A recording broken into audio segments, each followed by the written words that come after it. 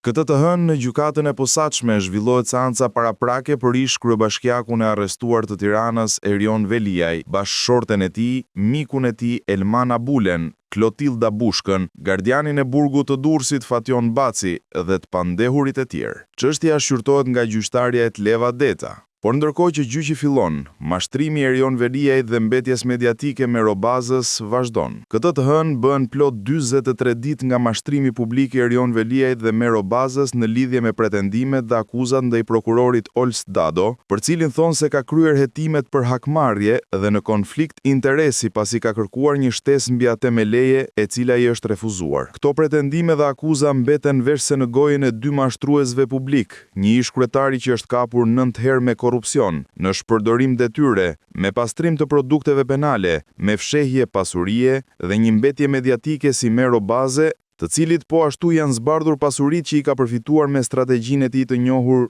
sulmo dhe shantazho. Të dy janë kapur të gjallë në mashtrim. Asnjëri prej tyre, as Veliaj dhe as Baze, nuk kanë vërtetuar mashtrimet e tyre, duke mos publikuar dokumentin me firmën e Ols Dados dhe refuzimin me firmën e Veliajit. Kërkesa nuk ekziston, ashtu si inceneratori i Tiranës. Të gjitha këto mashtrime bën me qëllimin e vetëm për të goditur në mënyrë kriminale drejtësinë, prokurorët dhe gjyqtarët, në pretendimet e tij mashtruese ashtu siç citon në pikën 135.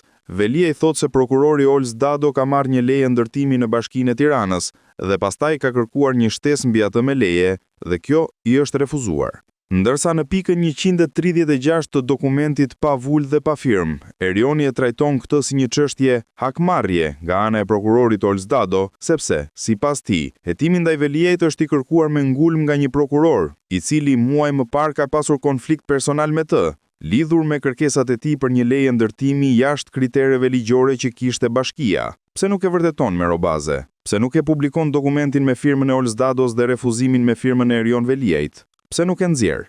Sot janë mbushur 43 ditë dhe paturpsisht vijojnë mashtrimet dhe gënjeshtrat e Veliajit dhe me Robazës.